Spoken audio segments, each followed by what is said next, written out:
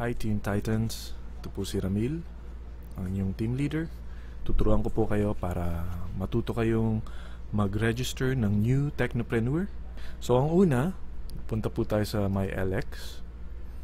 Login po tayo using our ID at ang PIK natin para makita natin kung saan natin po ilalagay ang bago nating Technopreneur. Ito ng main page ng ating mylx.biz. So sa my genealogy, dito natin makikita ang network natin. So i-click po natin ito. So ito na po. Nasa loob na tayo ng mylx.biz.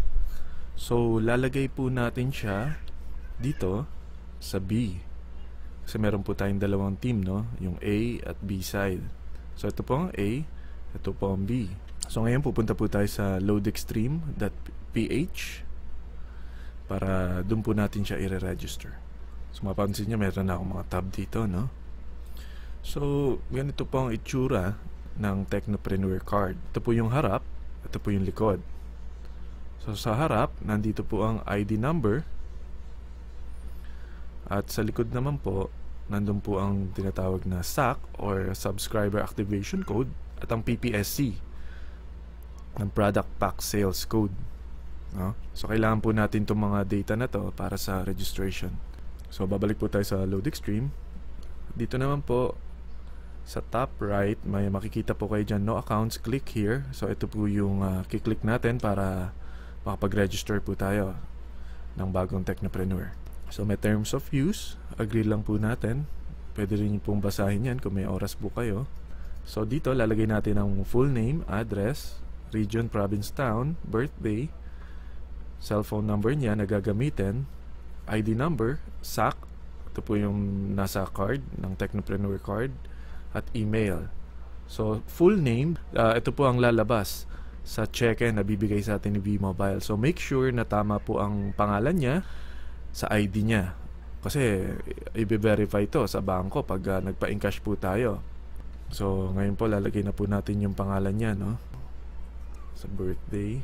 Susundin lang po natin ang format ng birthday. Nandito po ang sample. At ang cell number niya. At yung ID number, yun po yung sinasabi ko nandito po sa harapan. Ito po yung sample lang, no? Ito po yung galing sa ibang account na. At yung SAC, ito po yung nasa likod, no? At ang email niya. So pagkatapos nyo pong ma-fill upan lahat ng mga personal information niya, pag-click na po natin ang submit. So dito po makikita nyo ang PIK na binigay ni V-Mobile sa atin. Temporary lang po yan. Pwede nyo pong palitan yan ng mas matatandaan yung mga numero. So isulat nyo po yan sa papel o sa likod ng card nyo para hindi nyo agad makakalimutan, dahil kailangan pa natin ito mamaya sa registration. So after nyo makuha at masulat, click Activate Business Center. Dito nyo na gagamitin yung binigay sa inyo na PIK. So dito isusulat ko ng PIK. Ngayon dito, sponsor ID, dito nyo lalagay kung sino ang sponsor or sinong bibigyan ng incentive ni V-Mobile na 500, no? Dito ang sponsor niya, no? So ikakopy lang po natin to. Paste po natin yan para mas madali. Pwede nyo rin naman isulat kung alam nyo. At ang placement niya, since una niya ito, kung mapapansin nyo, una niya. So wala pa siyang downlines, no? Ibig sabihin kasi ng placement, kung saan natin siya ilalagay. So dito, dito pa rin, sa kanya pa rin natin siya ididikit. Maliban na lang kung meron na siyang ibang downlines, ang kukunin nating ID ay yung ID kanyari ni number 2 or ni number 3, no? Kung doon natin siya ikakabit. Ganun lang po naman eh. So ngayon kukunin ko ulit to, copy and paste, at lalagay ko po siya sa Team B, Team A and Team B. So dito, dun siya pupunta agad sa Team A. Meron agad kayong bonus nun para pares. Minsan kasi nagkakamali ang mga bagong Technopreneur, pareho nilang nalalagay sa A. So ang mangyayari nun, automatic na ilalagay ni system dito. So nalagay niya sa A, at pangalawa naglagay pa rin siya sa A, so automatic lalagay niya sa baba yun. So imbis na sana meron kayong pair, dito napunta. So mahirap yon. Touch move tayo. Papa-reconstruct pa natin yung kay B-Mobile.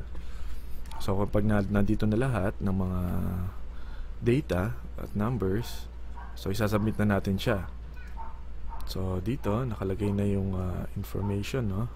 So pwede nyo siya in-check. Ang sales sponsor niya si Jenny V, then ang placement niya si Jenny V pa rin, at ang position Team B. So pag nakuha niya na, lagay niyo ulit yung PIK niya.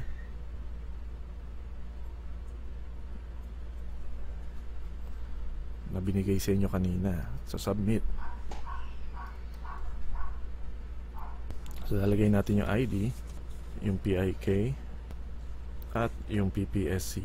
Ito yung PPSC sa likod ng Technopreneur card natin. Kapag na double check nyo na, click submit, at ayan, successfully credited your PPSC.